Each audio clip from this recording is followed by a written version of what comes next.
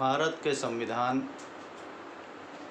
अनुच्छेद 343 में राजभाषा के बारे में स्पष्ट रूप से लिखा गया है कि भारत की राजभाषा हिंदी और लिपि देवनागरी होगी। लेकिन संविधान बनने के बाद करीब 73 साल हो रहे हैं, उसके बावजूद आज तक के भाषा में परिवर्तन नहीं हुआ और इसके लिए तमाम लड़ाइयाँ लोग लड़ते रहे कि हिंदी को राजभाषा घोषित किया जाए। ऐसी क्या वजह है कि राजभाषा तो हिंदी है लेकिन आधिकारिक भाषा आज भी अंग्रेज़ी है। इस चीज़ पे चर्चा करने के लिए हमारे साथ हाई कोर्ट लखनऊ बेंच के सीनियर एडवोकेट महफूज आलम जी, हाई कोर्ट के सीनियर एडवोकेट बनवारी लाल जी जो ओबीसी महासभा के प्रदेश सचिव उत्तराखंड के प्रभारी भी हैं, बाबू जी हमारे सुरेंद्र यादव जी बैकवर्ड फेडरेशन के प्रदेश अध्यक्ष, RY यादव जी जो बैकवर्ड फेडरेशन के महामंत्री प्रदेश के और इन मुद्दों पे काफ़ी मेहनत करते हैं और लोगों को जानकारियाँ देते हैं, भोला सिंह पटेल एडवोकेट हैं हाई कोर्ट और BDM ऑर्गेनाइजेशन के प्रदेश अध्यक्ष हैं। आप सभी लोगों से हम लोग इस बात पर चर्चा करेंगे कि आखिर हिंदी को अभी तक आधिकारिक भाषा क्यों नहीं बनाया गया, और इस चर्चा को शुरू करेंगे हम महफूज आलम जी के साथ। सबसे पहले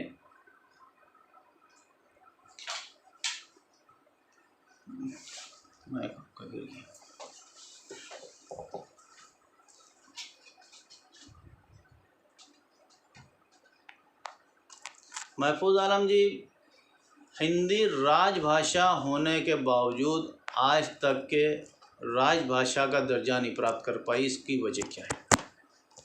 साहब, भारतीय संविधान के अनुच्छेद 343 में हिंदी को राजभाषा डिक्लेयर किया गया है और साफ साफ लिखा हुआ है कि हिंदी राजभाषा होगी। लेकिन उस वक्त हिंदी के साथ साथ अंग्रेजी को भी संसदीय कार्य में 15 साल तक के लिए लागू किया गया था कि 15 साल तक अंग्रेज़ी में भी कार्य किया जा सकता है।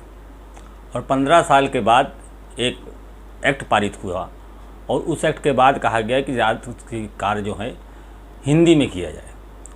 लेकिन यहाँ हम आपको बताएं, पूरे संविधान में राजभाषा है हिंदी, राष्ट्रभाषा हिंदी नहीं है। राष्ट्रभाषा शब्द का इस्तेमाल नहीं किया गया है, राजभाषा इस्तेमाल किया। अब राजभाषा और राष्ट्रभाषा में फ़र्क क्या होता है ये हमको समझना बहुत ज़रूरी होगा। राजभाषा वो होती है जो राज्य की कामकाज की भाषा होती है, और राष्ट्रभाषा वो होती है जो हमारी मातृभाषा होती है, जो हमारी मदर टंग होती है, जिसको हम बोलते हैं, हमारा प्रत्येक नागरिक बोलता है। तो हिंदी को आज तक हमारी राष्ट्रभाषा डिक्लेयर नहीं किया गया, ये तो सही है।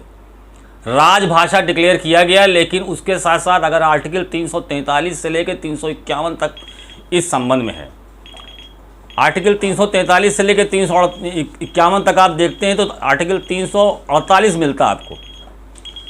348 में सुप्रीम कोर्ट, हाई कोर्ट और जितने कानून बनेंगे, बिल पास होंगे, वो इन सब की भाषा आज भी अंग्रेज़ी है। इनको अंग्रेज़ी में ही पारित किया जाता है और पारित किया जाएगा, 348 में है।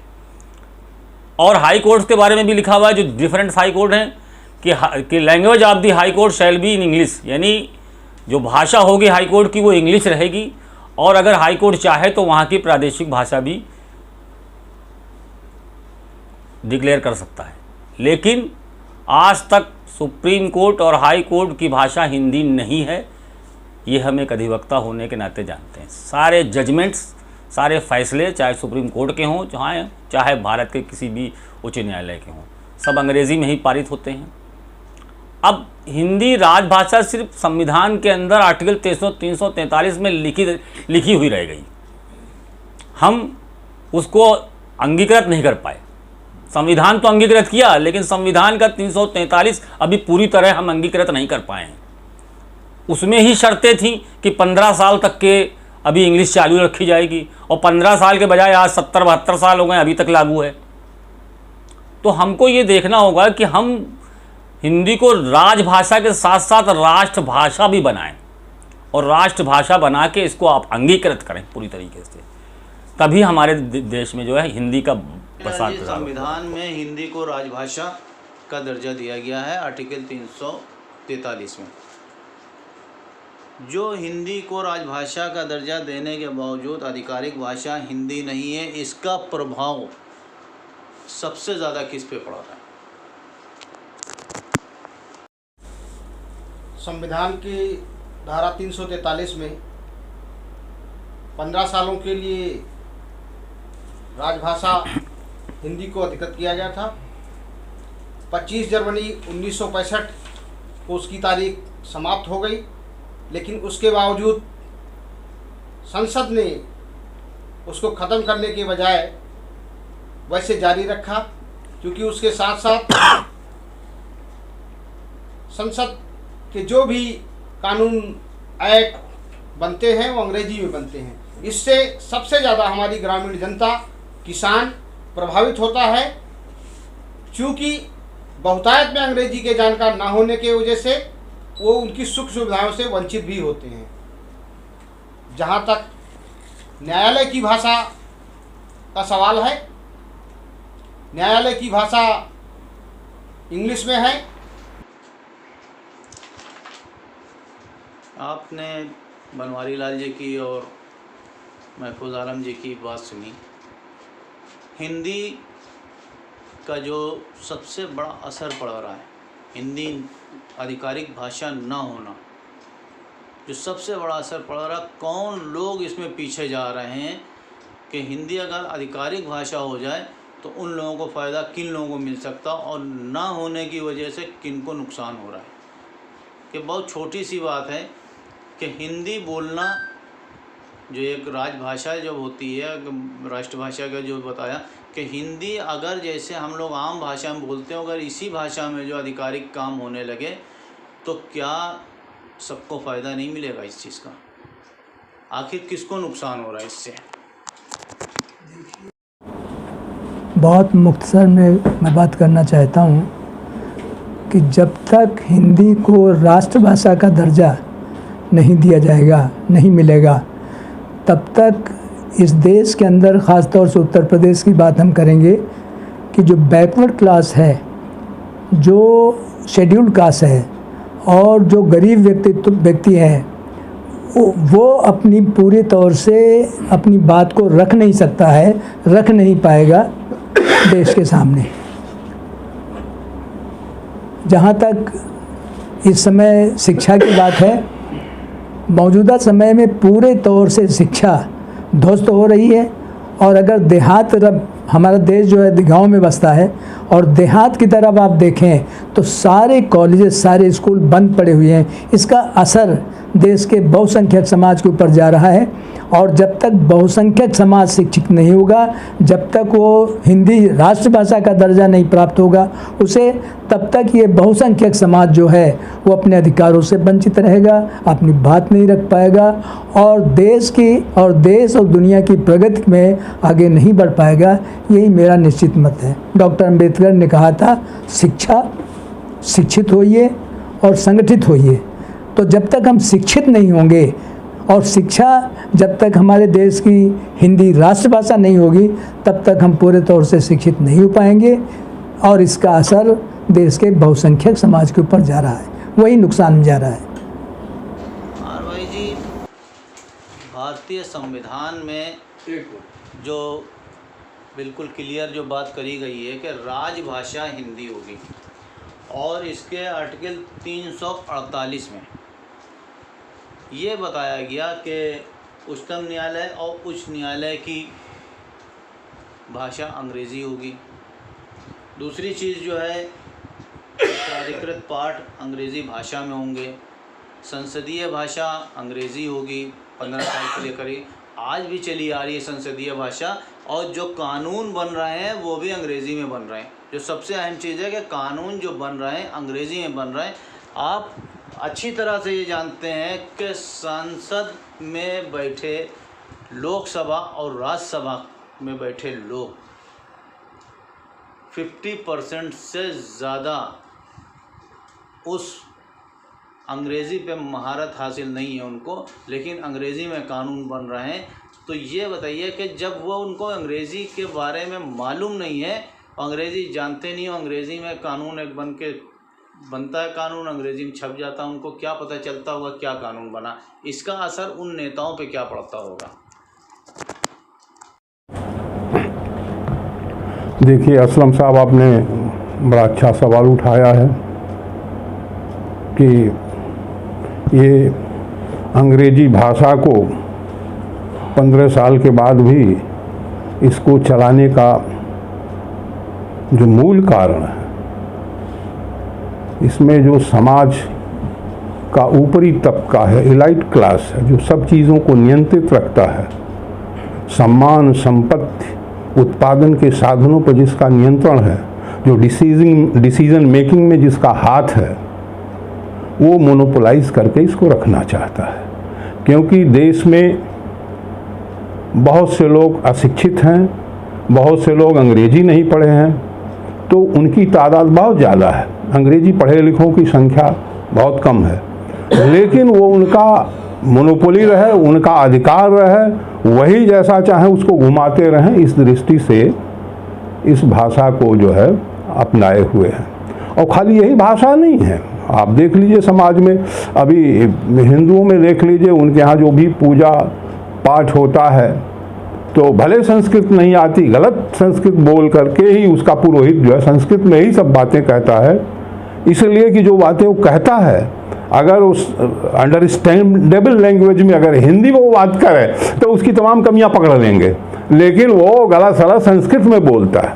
आप देखते हैं कि किसी डॉक्टर के यहाँ जाइए तो क्या सभी डॉक्टरों की हैंड राइटिंग खराब होती है, वो ऐसे लिखते हैं कि वो या तो वो समझेंगे या तो जो दुकान पर जहाँ आप सामान आपको मेडिसिन लेनी है वो समझता है। इसके पीछे ये कारण है कि वो हर चीज़ में मोनोपोली अपने तरह से लोगों को धोखे में रख में, डार्क में रख में, अपना वो आगे बढ़ते जाए, अपना जो है उनका साम्राज्य फैलता जाए, उसके पीछे मूलतः ये कारण है। तो वो आपने कहा इसका नुकसान क्या है? इसका नुकसान, बहुत बड़ा नुकसान यह है कि हम उन चीज़ों को, कानून को नहीं समझ पा रहे हैं, डिसीजन मेकिंग में क्या हो रहा वो हम नहीं समझ पा रहे हैं। तो वो इसीलिए कि हम उसको न समझें, हम दखल न दे सकें, वो पराश्रित ही रहें, हम उनके अधीन ही रहें, इसके पीछे ये मंशा है। इसलिए जो है वो उससे चिपके हुए हैं और हिंदी को नहीं आने दे रहे हैं। जो समझ लें सब लोग, उस भाषा को नहीं लाने देना चाहते हैं। जी, सस्ता और सुलभ न्याय, ये एक नारा सरकारों का चलता है कि समाज के हर तबके को सस्ता और सुलभ न्याय दिया जाए। सस्ता और सुलभ न्याय तो हो जाता है, लेकिन जिसको न्याय दिया जा रहा है, जो न्याय की आस में अदालत पहुंचा है, कोर्ट पहुंचा है, उसको जो है जब कोर्ट से आर्डर मिलता है तो वो आर्डर पढ़ने के लिए उसको एक आदमी चाहिए होता है कि वो आर्डर क्या है ये बताएं। जबकि वो पढ़ा लिखा है, हाई स्कूल इंटर पास है, लेकिन आर्डर अंग्रेज़ी में होने के वजह से वो ये इस परेशानी में रहता है कि ये इस आर्डर में क्या लिखा है, कोई आदमी बताए उसको, और फिर जो बताता है आदमी कि वही आर्डर होता है। तो अगर ये आर्डर हिंदी में हो तो क्या न्याय पाने वाले को सही न्याय की जानकारी नहीं मिलेगी? निश्चित तौर पे उसको मिलेगी, लेकिन उसके साथ सबसे बड़ी दिक्कत ये है कि किसी भी राष्ट्र के लिए जो आवश्यक है एक भाषा, वो भारतवर्ष में मुहैया नहीं है। किसी राष्ट्र के लिए एक निश्चित भूभाग होता है, जनसंख्या होती है, एक निश्चित भाषा होती है, और जिस राष्ट्र की निश्चित भाषा नहीं होगी वो विकास नहीं कर पाएगा। इसी का मूल कारण है जब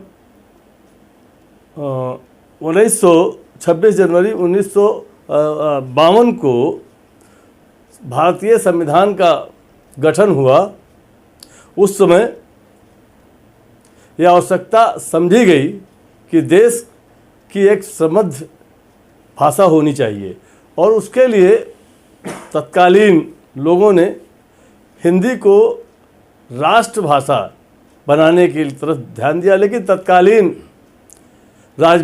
बड़े नेता थे राजगोपालाचारी, उन्होंने इसका विरोध किया और कहा कि दक्षिण के तमाम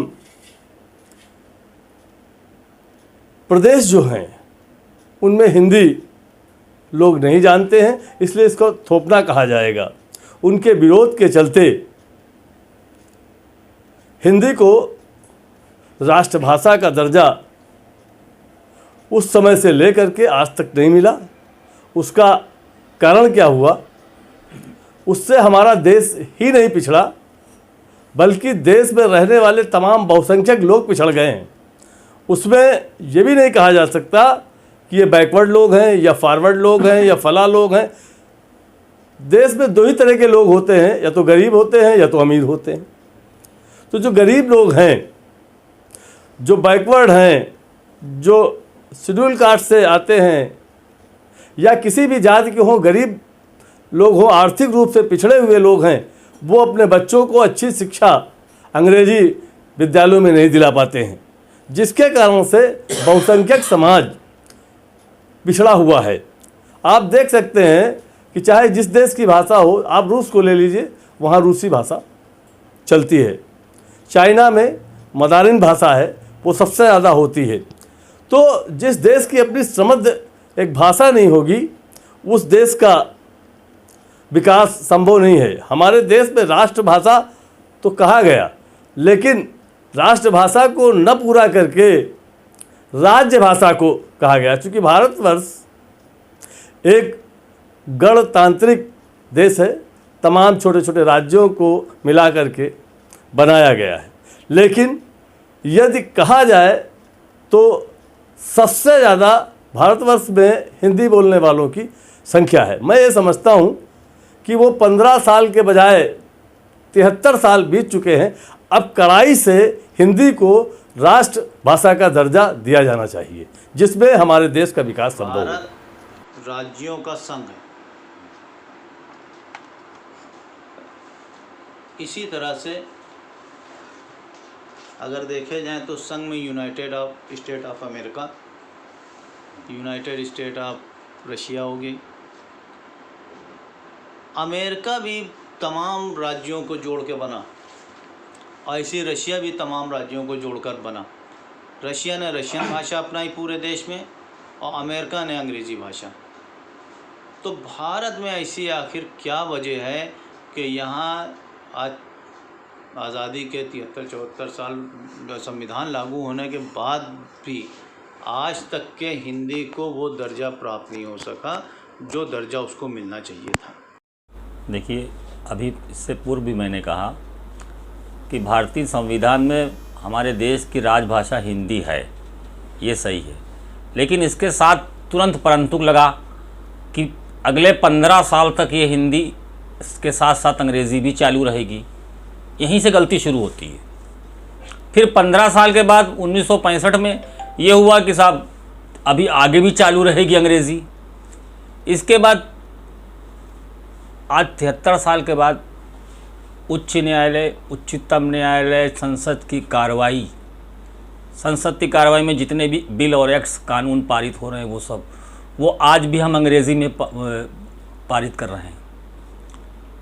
तो हम अपने संविधान पर खुद ही कायम नहीं हैं। हमें कड़ाई से हिंदी को राजभाषा लागू करना होगी और ये कसम खाना होगी कि हम अंग्रेज़ी में काम नहीं करेंगे, सिर्फ हिंदी में ही काम करेंगे। बड़ी विडंबना ये आप देखिए, 73 साल के बाद हाई कोर्ट, सुप्रीम कोर्ट, ये उच्च और उच्चतम न्यायालयों में जो जजेस हैं, जो वकील हैं, सब भारतीय हैं। सबकी मदर टंग भी हिंदी है। सब हिंदी बोलना भी जानते हैं, करीब करीब सब पढ़े लिखे हैं। जो नहीं भी हिंदी भाषी क्षेत्र के हैं वो भी पढ़े लिखे हैं, वो हिंदी जानते हैं, हिंदी बोल सकते हैं। लेकिन फिर भी वो अदालतों में कार्रवाई अंग्रेज़ी में करते हैं। अंग्रेज़ी में फैसले सुनाए जाते हैं। जिसकी पीछे खड़ी हुई जनता, जिसका केस हो रहा है, जिसका फैसला हो रहा है, जिसकी केस की कार्रवाई हो रही है, वो समझ नहीं पाती कि क्या हो रहा है। इसको हमें देखना होगा कि हम खुद ही अपने संविधान पे कायम नहीं हैं। अगर हमने संविधान के आर्टिकल 343 में ये लिख दिया कि भारत की राजभाषा हिंदी होगी और लिपि देवनागरी होगी, तो होगी बस। उस दिन के बाद फिर उसमें परंतु प्रोविज़ो नहीं लगना चाहिए। और प्रोविज़ो लगा है कि हम 15 साल तक अंग्रेजी कायम करेंगे, फिर 15 साल के बाद हुआ अभी और आगे तक कायम करेंगे, फिर हुआ कि कोई राज्य कर सकता है। तो ये चीज़ें जो होती हैं, ये चीज़ें हमारे देश में हिंदी को आगे बढ़ाने में रोक पैदा कर रही हैं।